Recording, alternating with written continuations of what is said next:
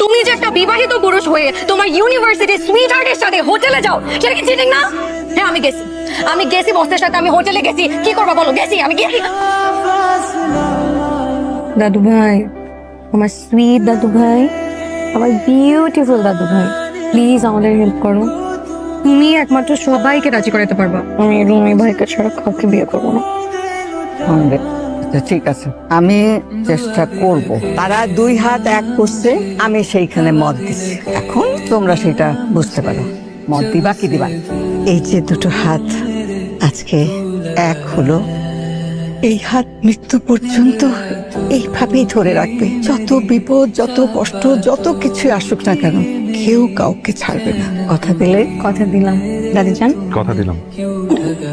কোথায় যাও? কোথায় যাবো আবার? অফিসে। অফিসে যাচ্ছ এভাবে? হ্যাঁ, তো সমস্যা কি? আজকে অফিসে ফরেন ডেলিগেট আসবে, তাদের জন্য পার্টি রাখা হয়েছে।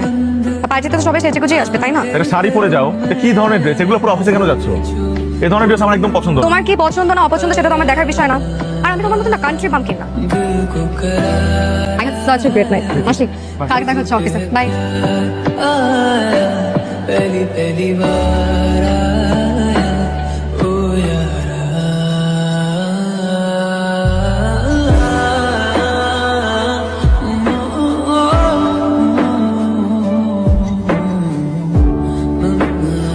এক্সকিউজ মি, লিফটের নয় আপনাদের কি? লিফটের নয় আমাদের VIP guest room. VIP guest room?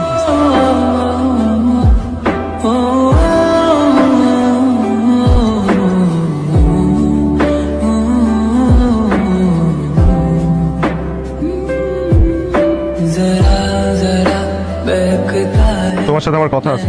আমারও তোমার সাথে কথা আছে, কিন্তু এখন না, সকালে। এখন না কেন? এখন বললে কি তোমার রোম্যান্সের ফিলিং নষ্ট হয়ে যাবে? কি বললা? কি বললাম শুনো নাই? না, আমি শুনি নাই। কি বললা? ক্লিয়ারলি বলো। কাপুরুষের মতন অর্ধেক কথা পেটে রাখবা আর অর্ধেক কথা মুখে, সেটা তো হবে না। কাপুরুষের মতো না।